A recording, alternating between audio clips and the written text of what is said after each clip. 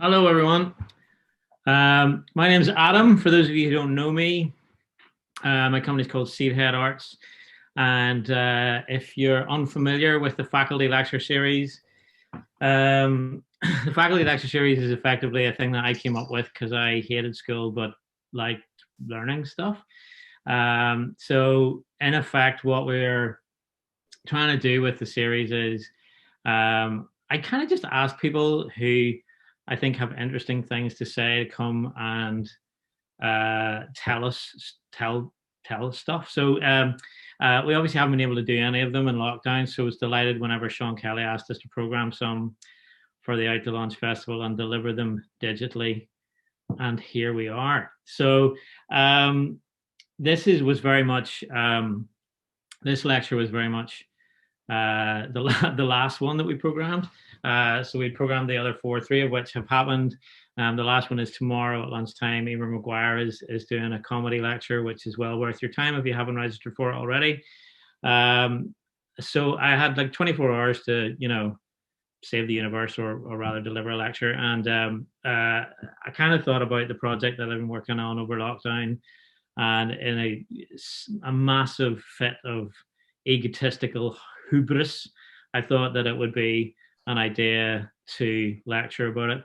So I asked Gemma, who was working on it with me, to do a two-hander, and that's what we're going to be doing today. I mean, you probably knew this because you probably read about it and then clicked on it and are here. So, but there you go. That's what we're going to be talking about today. Just a bit of housekeeping before we get started. We will take questions at the end. Please use the Zoom chat function to drop your questions in. We'll answer them all at the end. If you haven't already, put yourself on speaker view, not on gallery view, so that you should right now be seeing a giant version of me and not a little tiny version of me amongst lots of other people's names. If you've got that, then you're doing great. Also, in the studio where they've been managing, where they're managing this, they've been having power cuts today. So if the PowerPoint presentation drops out, we may have a toilet break or go for some questions, or I don't know, something. I'll make up some jokes. I don't know. We'll do something anyway. But that just in case that happens. Hopefully it won't, but that's where we are. Okay. If the studio could start the slideshow, that would be great. And actually just, this is the title slide, which I don't have anything to say about, so we can go on to the next one. Just to give you a little bit of context about how this project came about. I've been working in street art for, about 15 years now. But what actually happened a while ago was I decided that I wanted to do something new and do something a bit more ambitious. So I asked a few friends, would they set up a new business, and that's how Daisy Chain was born. And Daisy Chain is really an attempt to kind of, I guess, level up the way the work that we've been doing in terms of public space and engagement and how people engage with public space and placemaking and basically identity and how that all intersects with not just architecture but city planning and obviously all that kind of stuff. And then so that's the structure. That's the me and Gemma are part of that business, and that's who took over. That's who did this project. So look, I kind of want to give you a little bit of personal background on just how I got onto street art and why I think it's important. I'll run through this pretty quickly. And this is a picture of a wall. It's not the wall that I wanted to show you because I couldn't find any pictures of it. But I have a really vivid memory of growing up in East Belfast. Whenever we were on a big trip somewhere, I would kind of fall asleep in the back of the car, and you would sort of come around somewhere on the Newtonards Road, and I would look out, and you would see this monstrous wall where Conswater is now. I don't know if anybody remembers it, but it was the rope works, and there's this massive big red brick wall, and it actually was probably the most recognizable landmark for me, outside my immediate area. I knew immediately that I was nearly home. And then on the next slide, you can see the equivalent of what my children that I have now, what their visual equivalent of that is. When they get to see this, they know that they're nearly home. And the next slide is what you see on the other side of the road. So I've sort of always been sort of slightly interested in this idea about how these things on the walls that how that impacts on our life in a kind of um, incremental way, but in a way that really over time kind of can be quite a downer. And obviously our entire our 100-year history that we have in this part of the world of marking territory for one side or the other of a binary kind of conflict here kind of means that people here really, really understand murals. They understand that it's a language. They speak the language of art on walls. So the next slide is a picture of a mural, a piece of street art that appeared in 2004 whenever John Peel died. And it's a really, really famous piece of graffiti. I think most people will have seen it before. But I think actually its cultural significance is sort of underestimated. I mean, for me, this was the first really significant piece of street art in the city. And it was the one that made people sit up and pay attention and think about the importance of sort of culturally placing um, like giving people a sense of, I mean, certainly on a personal level, whenever I saw it for the first time the day after John Peel died, I was driving past and I cried because it was not just a thing where Peel had died, but it felt like for the first time in my lifetime, there was a wall in the city which represented me, which wasn't representing two sides that I didn't feel affiliated with. So to have a kind of wall and a mural in the city that kind of represented part of my culture was something that was really important to me, and I didn't realize how important it would be until it happened. But I kind of often joke this is probably where my journey with street art began, and where I began to feel that it was an important thing for people to think about. And on the next slide, you'll see my favorite piece of street art in the world, which is in Dublin. It's by an artist called Macer. And it just says, "Don't be afraid." It's obviously a really simple piece of art. But I always kind of feel that when you see that, if you saw that on your daily commute, I mean, remember commuting? That was fun, wasn't it? We'll get back one day. But if you saw this on your daily commute, that incrementally it would make your life a little bit better. That you wouldn't like every day go, "Oh wow, I'm not afraid," but that like seeing that every day would kind of make your life a little bit better. And in contrast to the slides that we saw earlier, and the next slide you can see a little kind of visual representation of this. When I was given a talk, a longer talk about this whole thing that the late great Patrick Sanders did when he was visually illustrating a talk that I gave a while ago. And I think it's really powerful. I use it all the time because I think this idea that we consistently just put up with these really oppressive images in our society is weird, but it also means that we as a city, like I said before, we understand street art better than most. So whenever there was a tender for some work, which again you can see in the next slide, please. I swore I was never going to say next slide, please, but I just did it anyway. And the next slide, we and this is Gemma will come in pretty quickly after this, but like this tender came out at the tail end of 2019, and we were a really new business, and it was a really big contract for us with a tender that was like beyond the realms of my tiny brain to comprehend any sort of how you could like even get to the end of it. But I think we all felt that this was part of a bigger project, and they were looking for two-dimensional work in these entries, and it really felt that if we didn't go for it, what would happen is you would end up with a lot of vinyls and a lot of banners, and that wouldn't be kind of art on walls, which is what we felt it really, really needed to be in order for it to be Belfast, in order for it to kind of fully represent the history of Belfast that you'll find in these entries as well. So we kind of went for it, and amazingly we got it, and we've been delivering it over the last year or so, and that's what we're going to talk about for the rest of the lecture tonight. So just to give you what we'll talk a little bit about the process that we got to delivering our artistic brief for the artists, and then we'll take you through all the pieces that we commissioned. And I know a lot of you won't have been into town over the last year or so, so there'll be something, maybe it'll be good to see, it'll be good to show it to people who maybe haven't had the chance to see it in real life. But let me hand you over to my amazing colleague Gemma now, who's going to take you through the artistic brief section of the talk.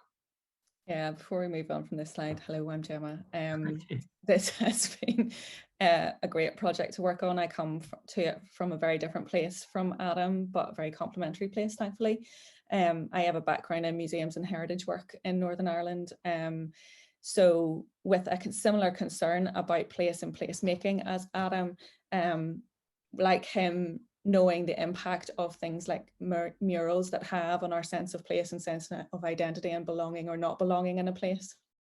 But not just murals, other hints and echoes of the past that survive today, like our historic buildings and just public spaces, parks and things like that.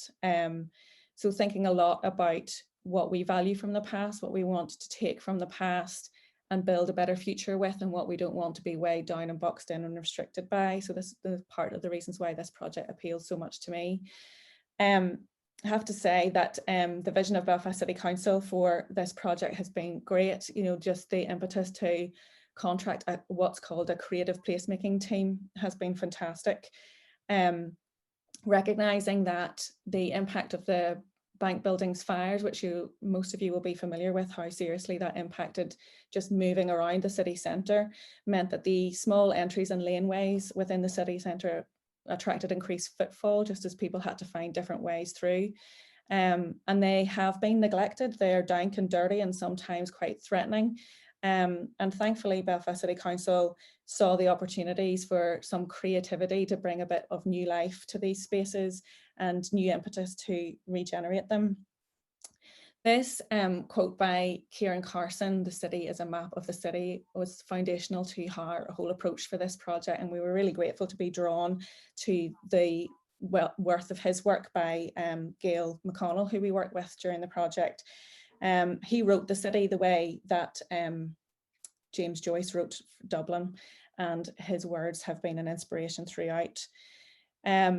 These words by Gail McConnell we commissioned specifically for the project, actually, to try and sum up what the entries are to us. And visually for me, this map is a little bit later than the map on the last slide, but to me this looks like the city centre as the heartbeat of the city. And you can see the lines of lots of the entries running off High Street and Ann Street in particular in this map, that our modern footprint in the city centre still follows an awful lot of those original property lines and boundaries. So to us, as Gail's words kind of encapsulate, most importantly, the entries are spaces of encounter, both between past and present, but also the physical nature, the bodily nature of what they do to you when you enter into them. They dramatically change the sound and character of your city experience, and it feels like a secret shortcut, a moment away in a different world, a different kind of way to know Belfast. So in these secluded spaces, the possibilities for the unexpected are created. And in fact, protest, revolution and dissent have all emerged from these entries and had a massive impact on our national politics and identity over time. So we were trying to draw from this distinctive heritage and the writings of local poets like Gail and Kieran to frame our response to the aims of the project. Before we move on to looking at the artworks that we commissioned, and Adam's already explained how important that was to our approach, it's just also important to note that this is a placemaking project, not specifically an art project, so it's not the only element that we were working on in this. These are interpretive panels that were developed with us by Paul Kelly from Form Native Design, who's here somewhere this evening too. He's developed a very distinctive identity for the entries through these, with a branding that really emphasizes the narrow linear quality of the entries and limits itself to a black and white palette so that it is very visually striking. We didn't treat these like normal and traditional interpretive panels. They're not supposed to be a history lesson. They're supposed to be an invitation to explore and find out more. And at the top of them, we have a haiku style poem by Gail McConnell, which is designed exactly to do that. So if you stop for 30 seconds and read that and are intrigued enough to find out a little bit more and read on further, then that's a success for us. There are odd wee clues here and there into what the artworks have been inspired by as well, but we want the artworks to stand for themselves and for people to make their own judgments about what they mean. So cool. Yeah, now we're gonna talk about the artwork.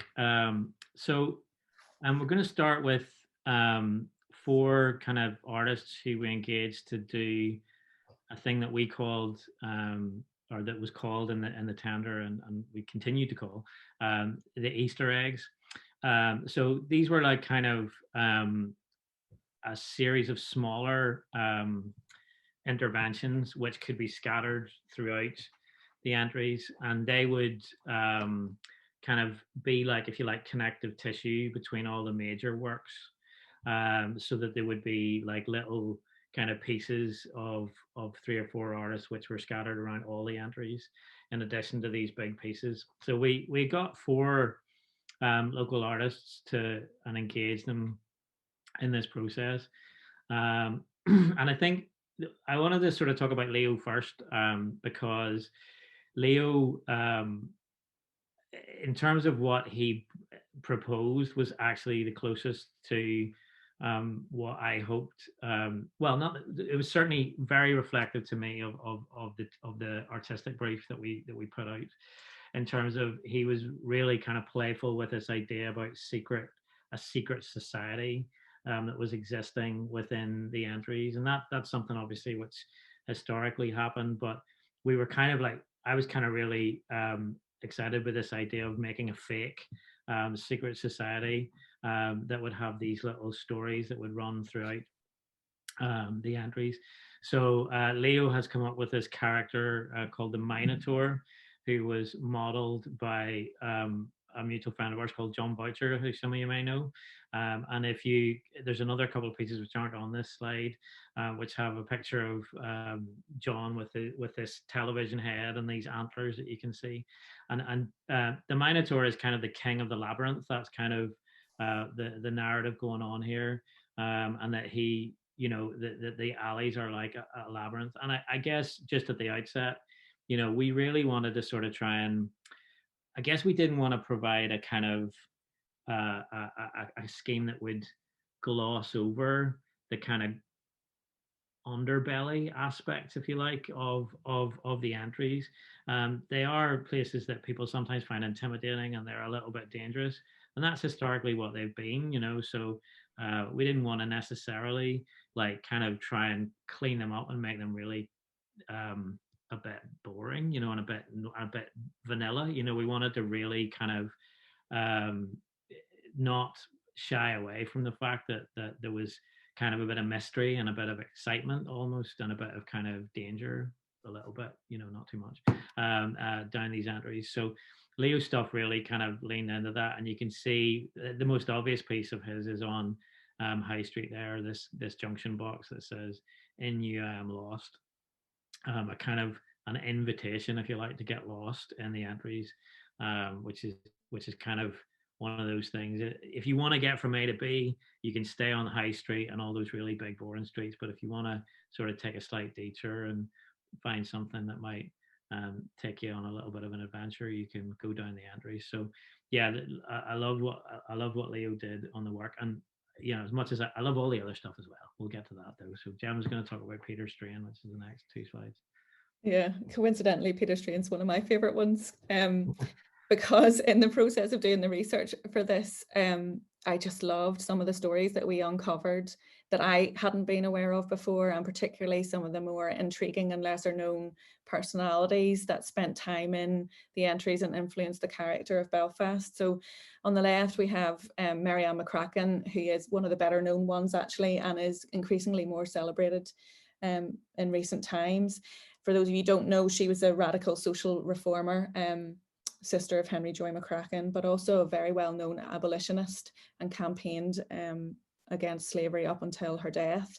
She also did a lot for the education of poor children and the social welfare of poor families in Belfast too. The middle one is Cocky Bendy, one of the best names I've ever come across.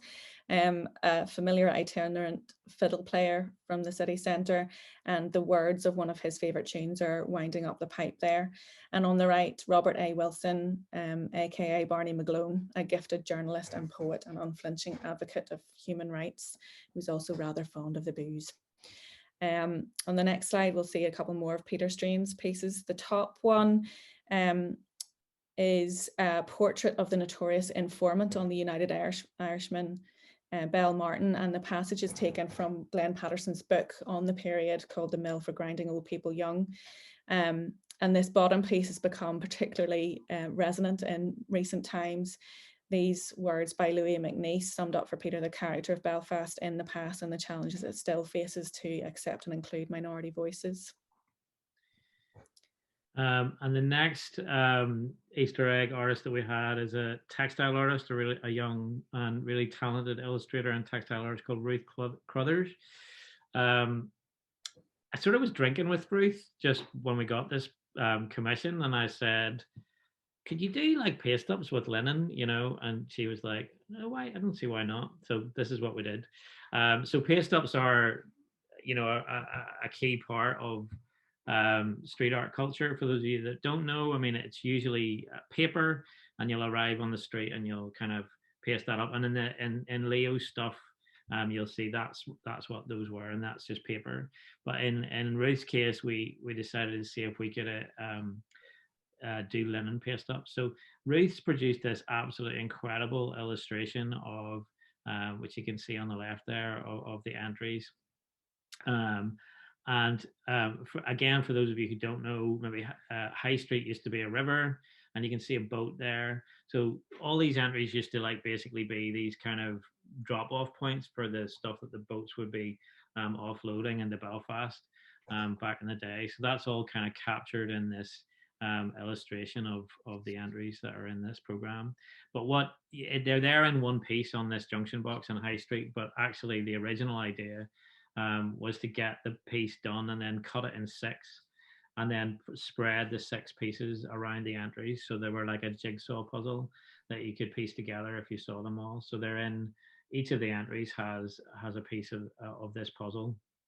And actually the one that we had to put in the mermaid had a picture of the morning star that we had to adjust because the mermaid owner was pretty cross about that. But yeah, you always get there in the end. But yeah, really nice and really colourful illustration there by Ruth. And the next one is for Gemma. Yeah, as Adam said, the entries kind of grew up as a result of the mercantile hustle and bustle of Belfast in its early days, all the kind of toing and froing of goods and materials and people in and out of the harbour and up the rivers and out into the countryside from Belfast. Rebecca's work is so subtly beautiful and stunning. She's really echoing that mercantile heyday where the entries would have been littered with shop signs hanging over above your head advertising the goods that were for sale there, when shop fronts face towards the entries rather than away from them.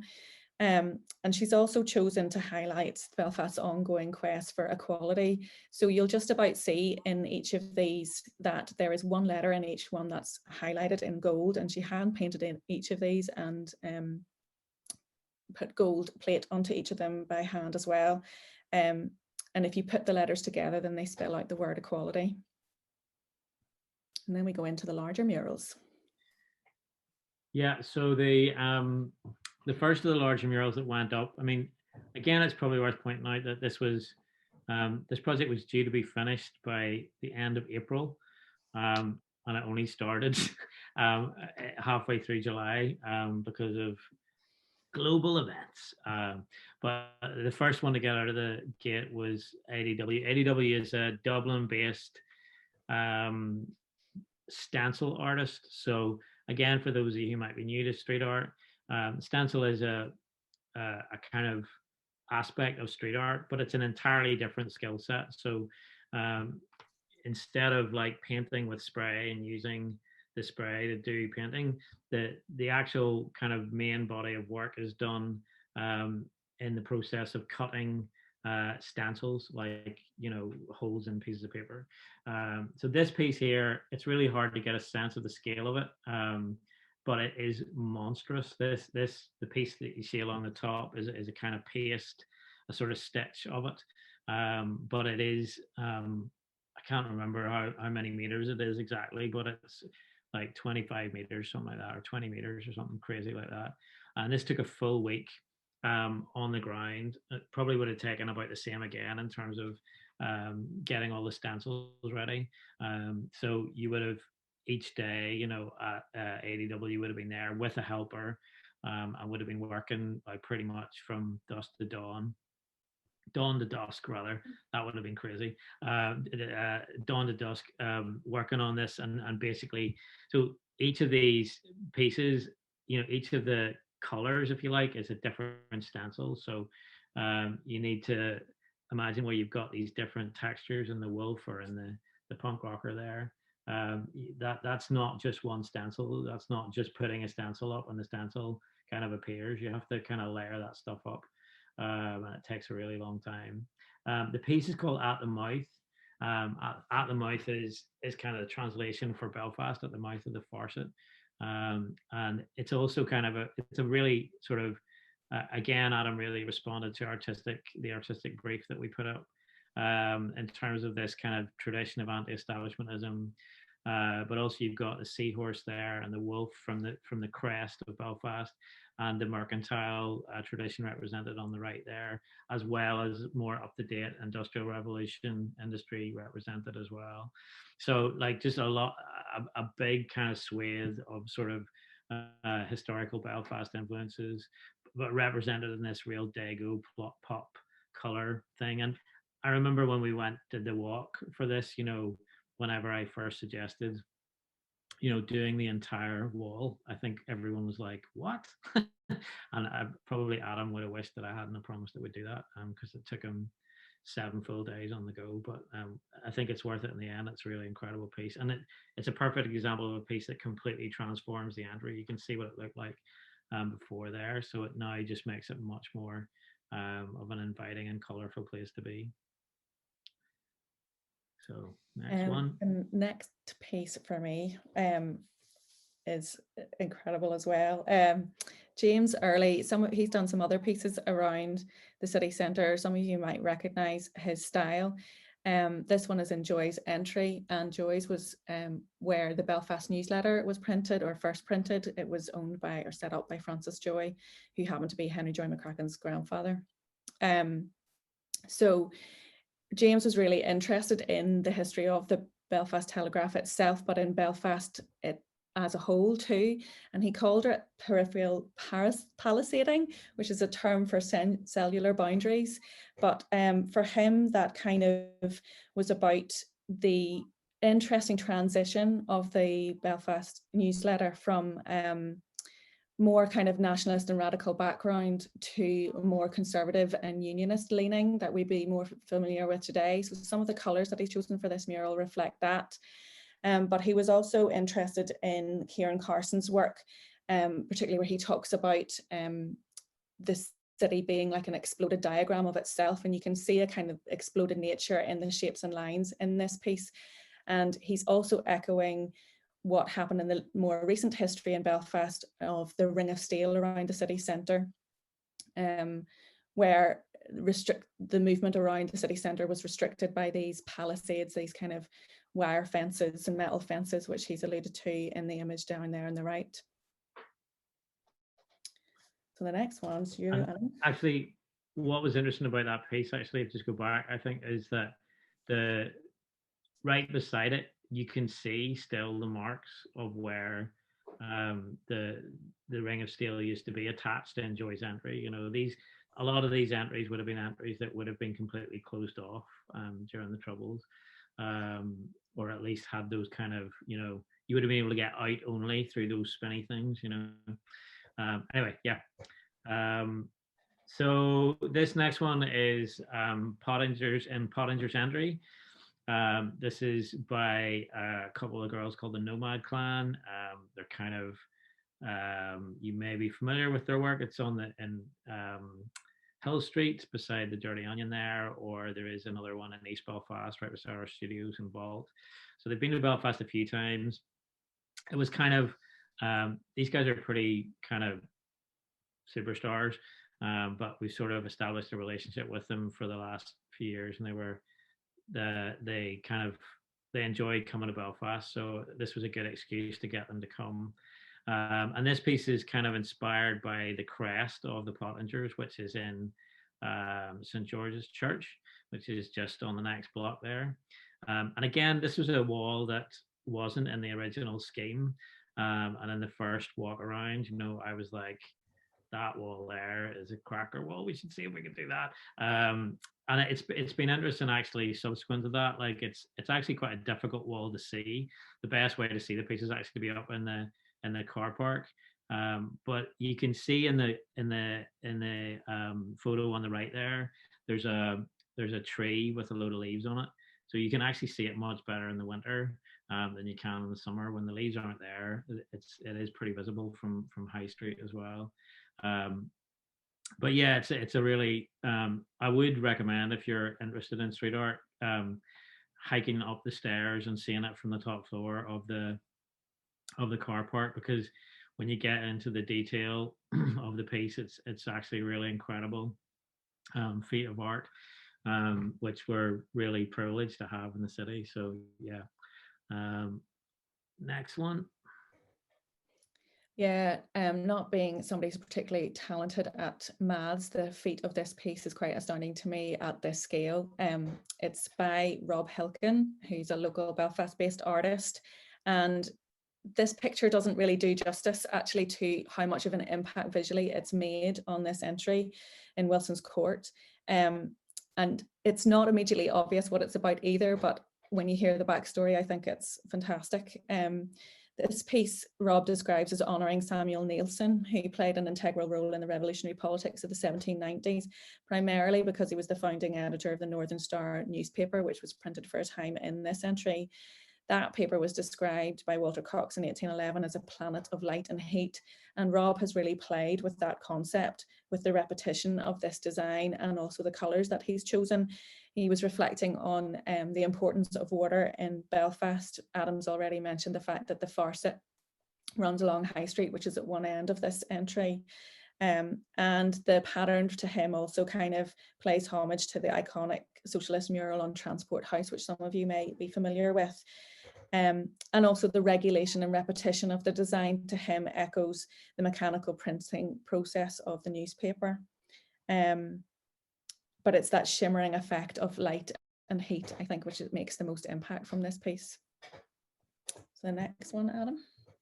Yeah, and I think both this piece here and the last one are really good examples of pieces that really pop the whole way down the entry. So one of the things that we've noticed working in entries is that some pieces kind of like almost sneak up on you. I'll maybe get to that in a minute, and aren't immediately obvious the whole way down the entry, and then kind of surprise you.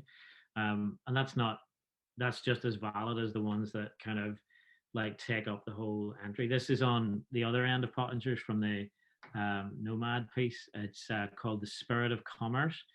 It's by an artist called Irony, who also has been to Belfast a few times. I mean, I think it's worth saying that when we sort of commissioned all these people, we thought we were going to have to turn it around in 2 months. So we did tend to, or certainly we tended to sort of work with people who we had worked with before, and that we knew could work to a brief and work in a really, exciting way at quite short notice. So it was, when I say we've worked with people before, it's not like that we in general aren't keen to sort of work with new artists. It was just that the timeline for this one kind of gave us certain pressures which were difficult to navigate otherwise. Anyway, the Irony is an artist who has courted a little bit of controversy in Belfast with some of my contemporaries, just for sometimes he's felt that his portrayal of the female form is a little bit male gazy, for want of a better expression. But if you're familiar with, he has a piece on the Cumber Greenway of a Robin, which is just really incredible. He's just a really talented artist. And this piece here in particular, I think, was the one that I was most keen to see come to life, because I think what he's done with this piece, with this kind of, he's used a, what do you call a statue at the front of the ship, Gemma? I can never remember. The prow head, I guess. Something like that. Anyway, yeah. But this idea of this prow head that connects with the ships that would come into this area, like we've talked about a couple of times, but also just this it's called the spirit of commerce, by the way. So this idea of commerce being what has made the city great. You know, it's commerce that has established Belfast as a city and a place where people want to live, and it's really celebrating that. From a sort of technical point of view, what he's done here in terms of excuse me, the darkness on the lower half of the mural that sort of extends out into this much brighter kind of part at the top. And actually, on a sunny day, it's really something to behold. It's a really beautiful piece. Again, with everything here, you know, the pictures that we're showing you on Zoom are never going to do it quite justice. And you should definitely get down and try and see them in the flesh, because they are really incredible pieces of work.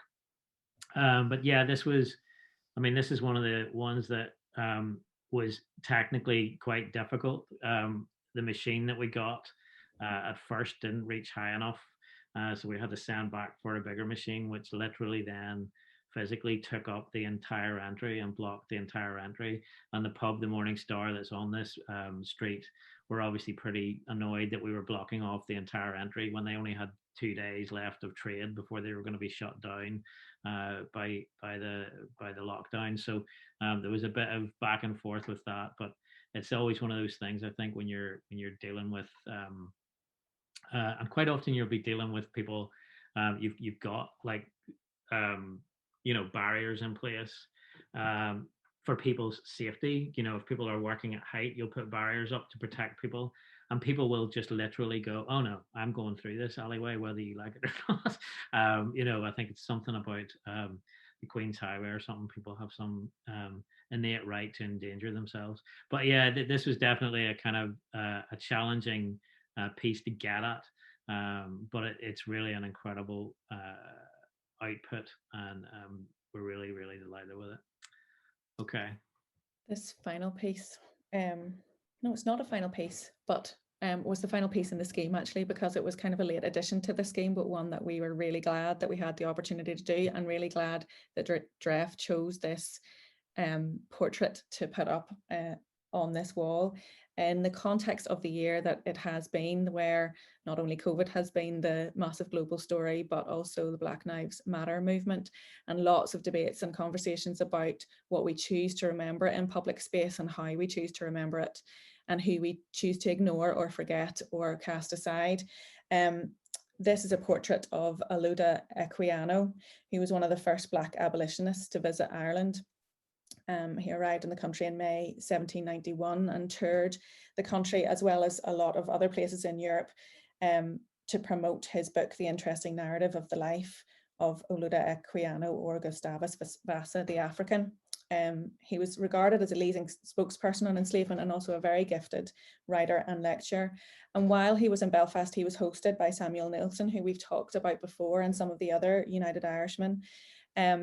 Dref was really interested in the fact that we primarily remember the United Irishman movement as one about Republican politics, but then maybe don't pay as much attention to the other social concerns that they had, and the fact that a lot of their members were very keen on the promotion of equality and on the abolition of slavery at the same time. So quite rightly, Dref felt it was important to remember Equiano on a wall in Belfast, and we're glad that he's tucked away in there in the entries now.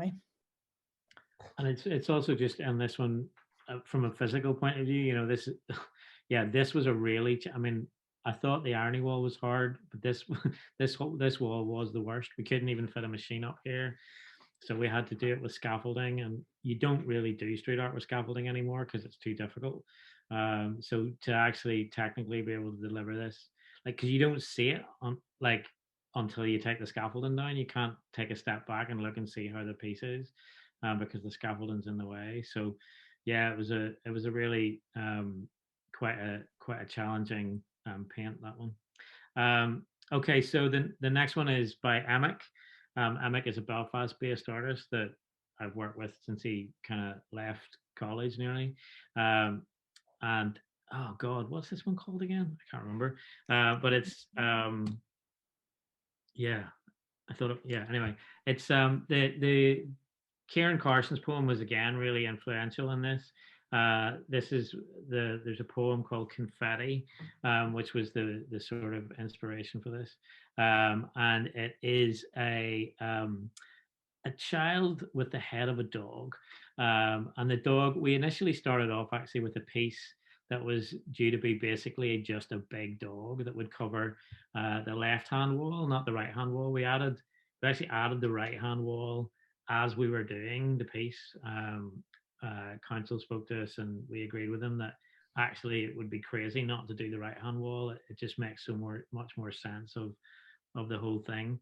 But initially there was going to be this kind of basically picture of a mastiff on the left hand wall in this kind of color palette. And the idea from Owen was that there's a lot of research about butchers' dogs and these entries and how they were actually pretty dangerous, and they were owned by the butchers in the area, but they would kind of roam these entries, and you had to kind of look out for them or you might get bit basically. And what Owen's kind of sort of trying to do here, which is something that I really love when artists do, is he's taken this kind of joy and this hopefulness, this kind of playfulness of a child, like running into this confetti, and he's kind of sort of juxtaposing that with the sort of deeper and more kind of well, a bit sad. I mean, it's sad, for want of a better expression, a bit sadder stuff that goes on here. So Confetti is effectively about the aftermath of a car bomb, and this is really sort of, I guess, sort of, it's about the juxtaposition of like being happy and joyful in our current place, but still sort of not forgetting where we've come from, and the kind of the importance of remembering what we've been through as a country, and not and holding on to those memories for what's important about them. I'll go off and find out what it's called while Gemma talks about the next one. Yeah, the only thing I can think of is that when we stood there and looked at it first in reality, that we were all talking about how it looks now like a COVID sneeze. That's not what it's intended to be. So this piece by Dan Leo is a deceptively simple one. Actually, in real life, when you look at it, it's extremely technically accomplished, and he produced it in a phenomenally short piece of time. Dan chose to represent the salmon because it's always been closely linked with Irish mythology, but also to kind of echo the maritime active markets and restaurants of old that would have occupied the entries, and the fact that the river system, again, the Farset, runs through the centre of the city. And then the blue lines around it are an abstract representation of flax, obviously making the point that it wasn't just fish and water that was incredibly important to the development of Belfast, but also the linen mills, which were powered by the rivers of the Lagan Basin and brought in a great deal of wealth into the country during the Industrial Revolution. The Owen piece was called Fallen, by the way. Is it? Yeah. Anyway, yeah, and this next piece is by an artist called Anatomics. Again, Anna had been to Belfast before. If you've been on Castle Street, at the back of Castle Court, you'll have seen her golden hairs there, which are really beautiful. It's a really beautiful piece. This is another example of a wall that wasn't in the initial scheme, the wall on the left, with the bird on it. But again, this was one of the walls that I went, that's a really great opportunity to create that wall. It's a really good wall. The smaller wall was in the initial scheme, and we kind of had thought about, initially the plan was to do them separately. And then one morning, like a bolt of inspiration from the blue, it just hit me like they should definitely be companion pieces, to do something that connected them would be much more interesting than have them be separate pieces. The piece on the left is a red shank. The red shank is a bird that is native to Belfast Lough. And on the right are some crustaceans which represent its favorite food. So if you like, the bird is coming to get its food there. If you look at the kind of the layout of the pieces, Johnny, who's actually one of our partners in Daisy Chain, has a bit of a bird phobia, so he hates this piece a lot. It terrifies him. And this is a good example of another piece that like doesn't dominate the street. This is on Church Lane, if you know where Bullet is. Like this is a really good example of one that like whenever you're showing people, it really only pops out because of the way of the architecture of the street. This building that the red shank on is set back a little bit further from the street than the buildings in front of it, so it kind of really pops at you almost when you're upon it, which is a different experience, but also one that's like quite exciting and rewarding as a viewer. Okay. Yeah, what I like about that piece as well is that Anatomics has chosen to focus on creatures that were here before the city was, and that are now threatened by our existence. And the fact that Belfast is built on mudflats and has been liable to flooding since it was first built. And as our sea levels continue to rise, as we expect them to do over the coming years, maybe that area will be flooded again and the streets will disappear and the wildlife will return, possibly. This piece is in Castle Arcade, and it is by Paul Kelly. It's different to all the rest in that it's a vinyl rather than a painted mural. If you remember, Paul was responsible for the lovely interpretive panels that we have supporting all of this work, and this is an opportunity for him to play with visual language and aesthetics in quite a different context. The major challenge of this being that it's spread over a number of different windows, and those windows form part of Carol's shop. They were very kind to let us take over their previous branding on these windows and put something else in place, but it obviously had to support who they are, their identity, and the kind of business that they have. So Paul was fascinated by the fact that before Belfast was built, this entire area was very densely wooded, and in order to build a plantation town, it had to be cleared and fortified. And over time, it became a merchant city and then became a major industrial centre. So this piece uses visual language of map making and the kind of iconography of map making to link the complex natural environment to the complex industrial city, and kind of dwelling on the disruption and descent and opportunity that takes place along the way. And that those words that are across the four windows are meant to sum that up, taking the woods for granted. So taking our local landscape for granted left the waters unruly, meaning that now we are subject to flooding, perhaps, coming back into the city centre at various intervals, but also that the nature of Belfast itself can be fairly unruly too.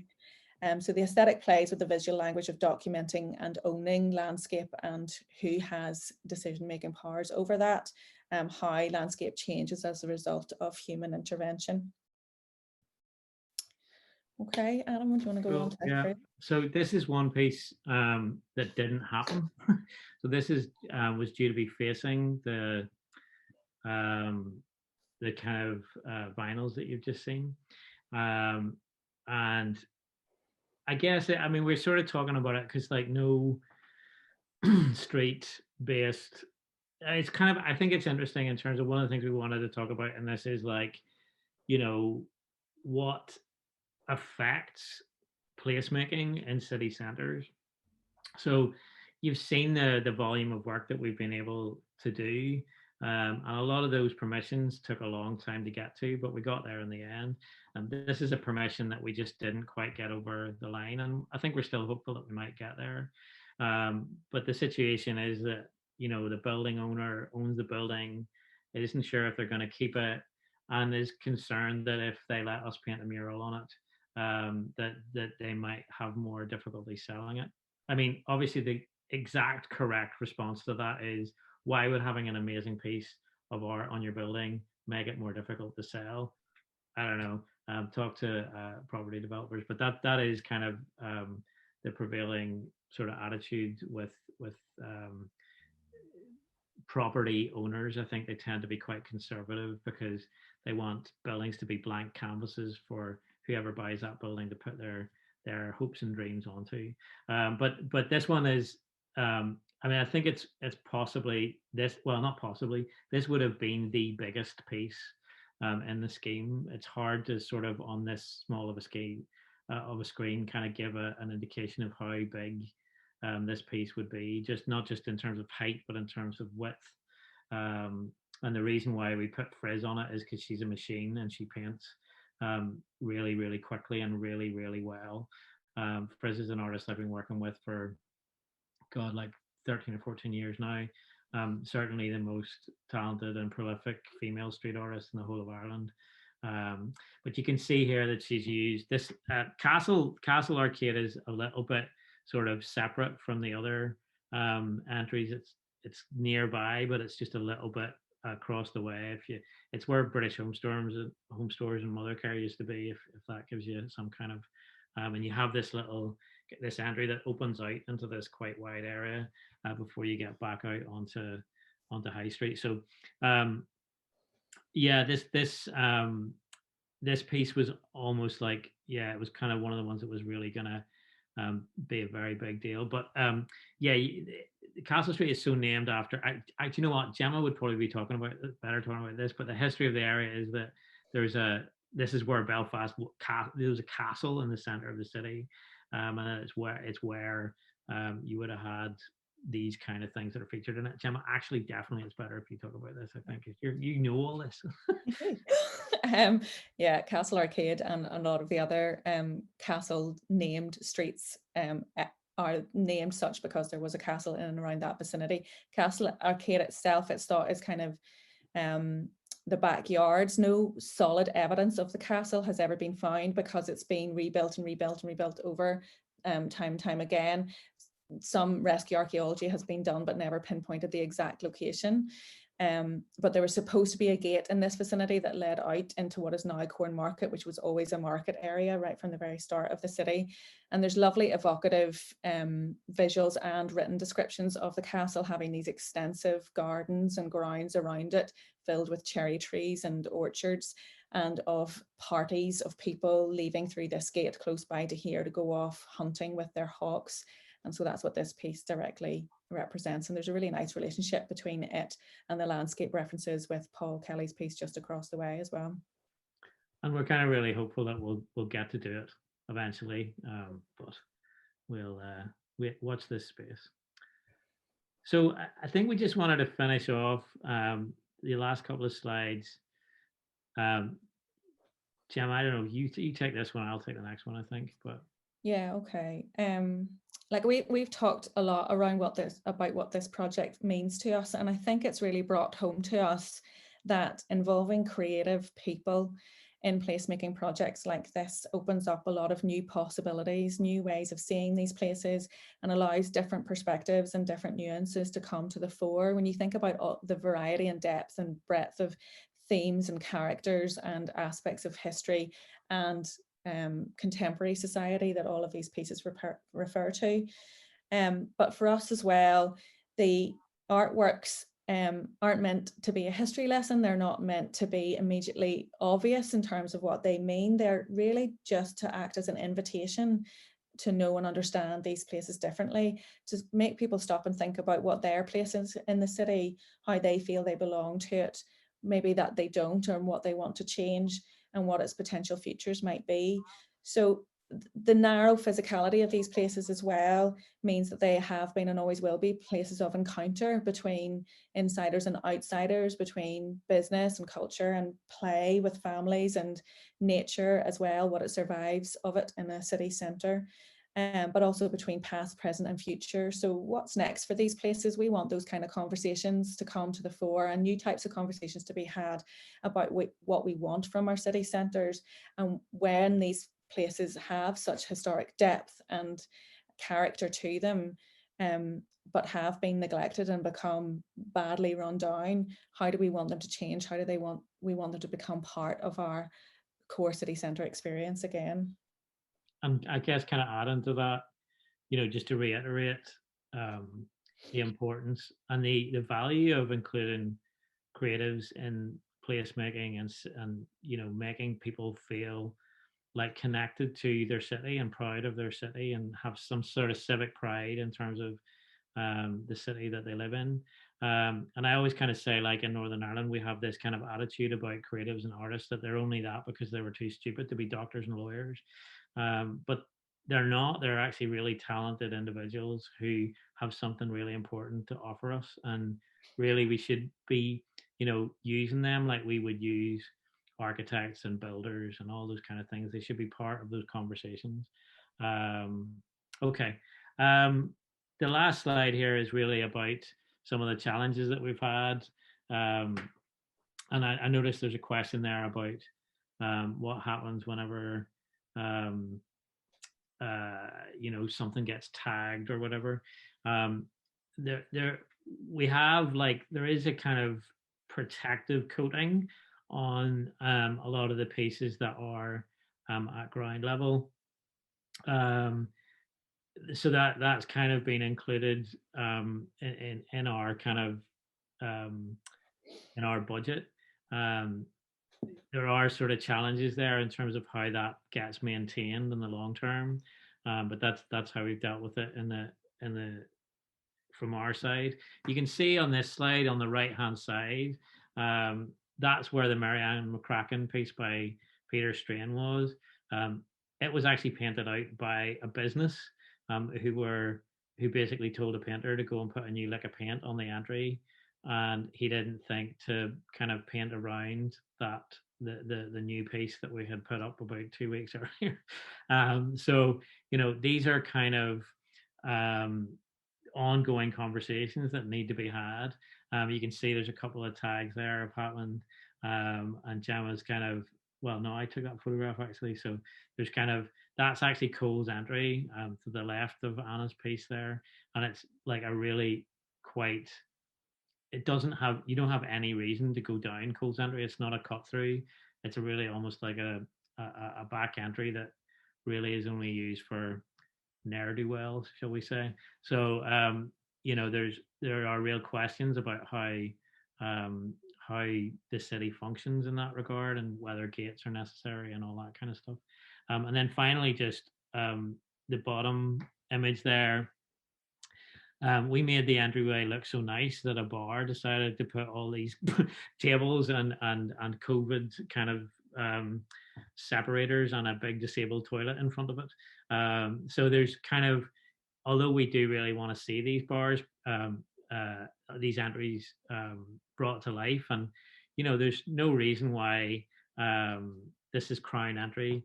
There's no reason why it couldn't be as animated as Commercial Court, for example, where the Duke of York is.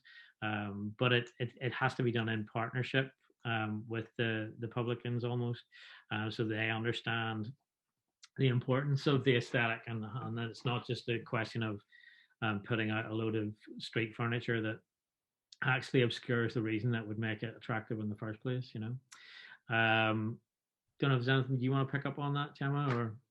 Yeah, I just think to kind of reiterate some of what you're saying, it's like the artworks have fundamentally transformed these places, but it's not a magic wand. It has to be seen as part of wider kind of conversations and thought and planning and infrastructure changes to bring these spaces back to life. I think when bars and other businesses are obviously recognizing the opportunity that's being presented and giving a lick of paint to their own properties or expanding out into the entry, that's actually positive. But the challenges that we face with that shows how important conversation and relationship building with those businesses is to make that appropriate and successful.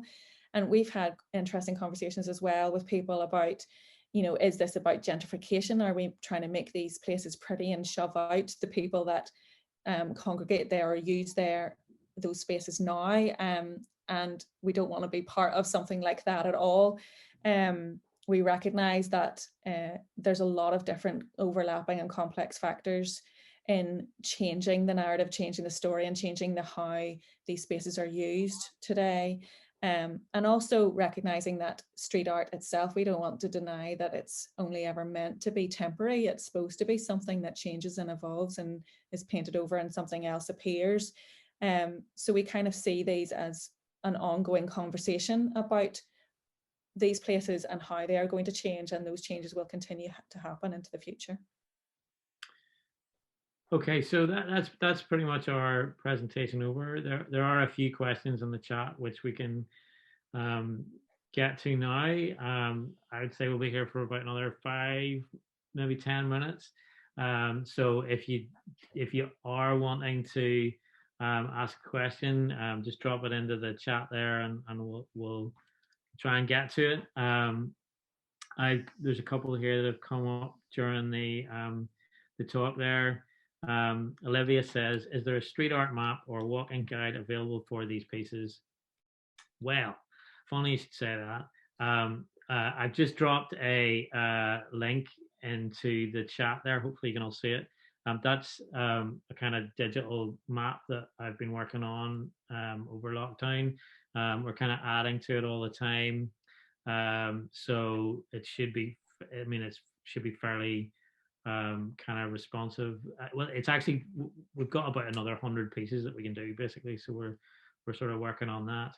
And also I do run a street art tour in normal times every Sunday at 12. I'm not going to drop a link on that. If you search Belfast Street Art Tour on Google, you'll find it. So it's great. You should come. Next question was from Daryl and Melanie. Probably just one of them, but anyway. How many total entries are involved in this project? There were 7 entries. But one of them was Cole's entry. So if you imagine the one that we saw, Anatomic's piece, the bird and the crustaceans, that is kind of on the end of Cole's entry. It's actually on Church Lane, which isn't one of the entries, but it's kind of at the junction of Cole's. Sorry.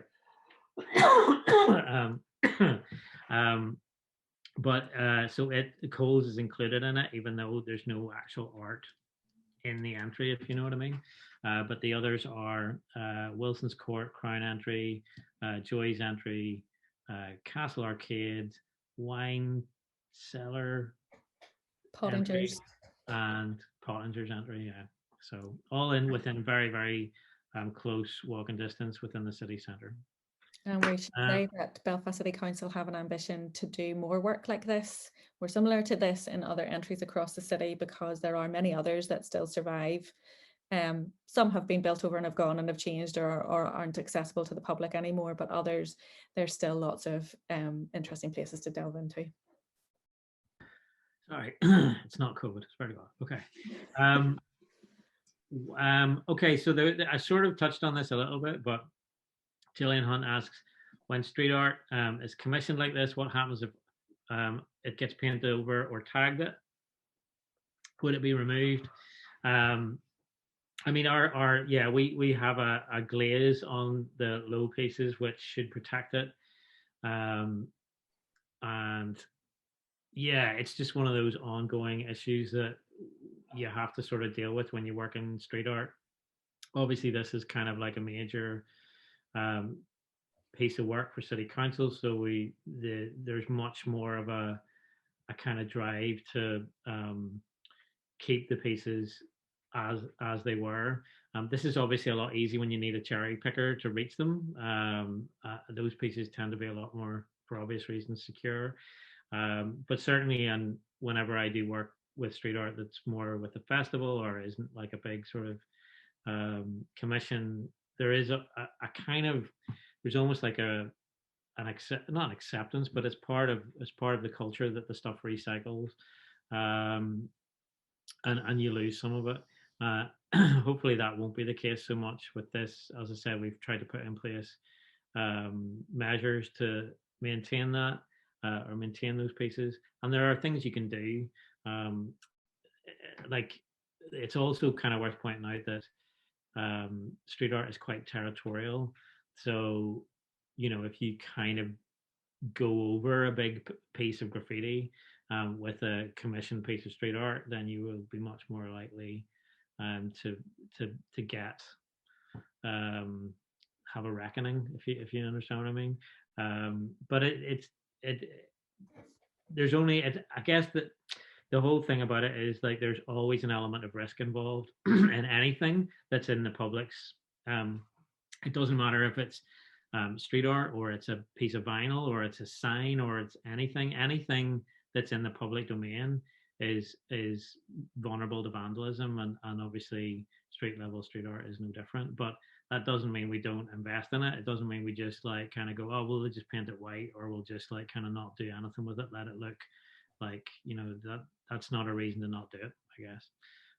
Hope that answers your question. Really waffly answer to that question. Can I get anything to add to that, Gemma? No. Okay, I'll let you answer this one then. Gemma, tell me, is there any international interest from other cities? Don't ask me that. Um, Yes, there is, but you know more about that than I do. Not really. I mean, like, I mean, I think on a broader level, Belfast is starting to get the recognition it deserves for being a city that's got a really amazing street art body of work, and that's as somebody who's kind of at the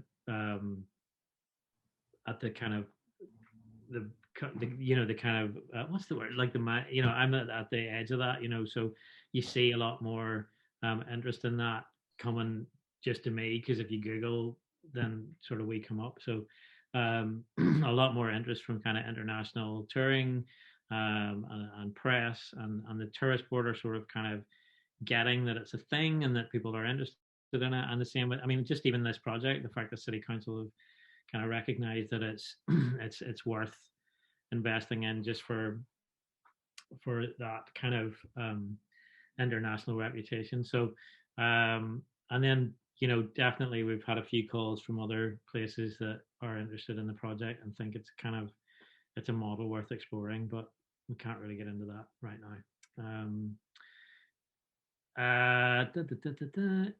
I think I've answered the question about the walking tour already. There is an existing another plug.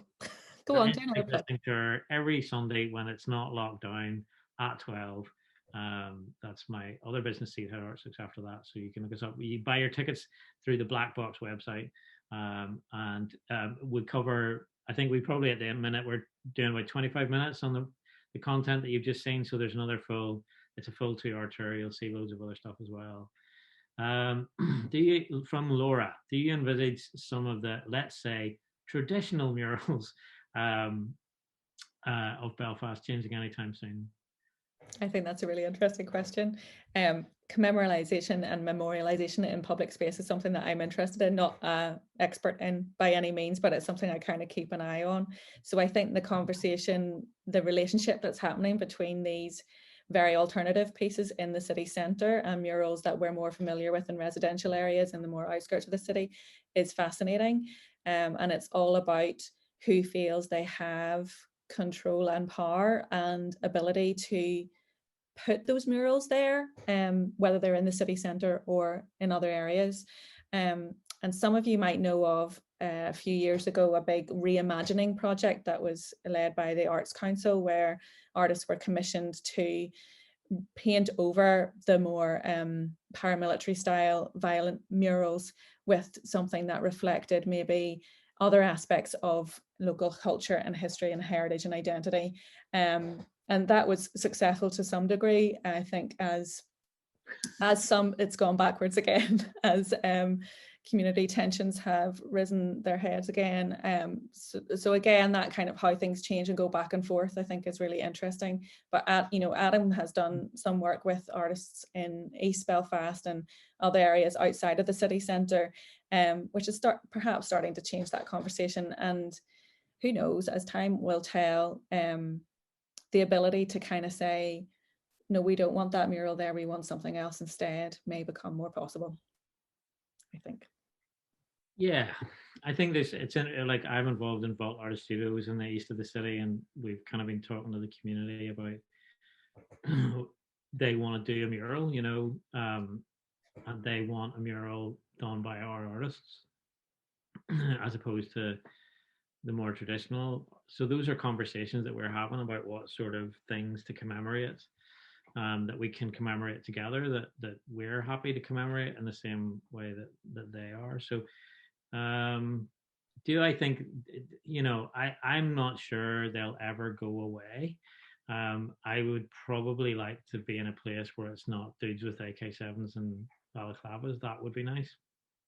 I think at the least we could set ourselves the target of getting rid of murals that are basically there to intimidate the communities in which they exist, and oppress the people who see them, as opposed to commemoration. That would be good. Will we always commemorate everything in Northern Ireland on walls? Yes. We do our politics, we do our commemoration, we do it all on walls, and that, I don't think that's going to stop anytime soon. So unless all the loyalists disappear, which it isn't going to happen, I think we'll still be doing it for a while. I'd hope that we could do it in a little bit less of an aggressive way, but that's a conversation that we can continue to have, I think. Okay, well, look, that's been an hour and 10 minutes in our company, which I think is enough for, well, I mean, certainly in my case, is enough for anyone. I'm sure you could all spend more time with Gemma, but and there's no more questions coming through. So look, I mean, I think we're both, if you're interested and want to follow up with us, we're contactable via the Daisy Chain website. And we're happy enough to field any other questions or queries you may have. Hopefully this hasn't been too much of an advert. It wasn't really meant to be that. It was meant to be just like, we're really excited about the work that we've done, and we haven't really been able to share it with people because we've been stuck in the house. So hopefully it'll give you a sense of what's waiting for you when you get back out into the centre of town. Thanks very much for coming. Really appreciate all of you spending the evening with us. So thank you. Cool. Thanks, everyone.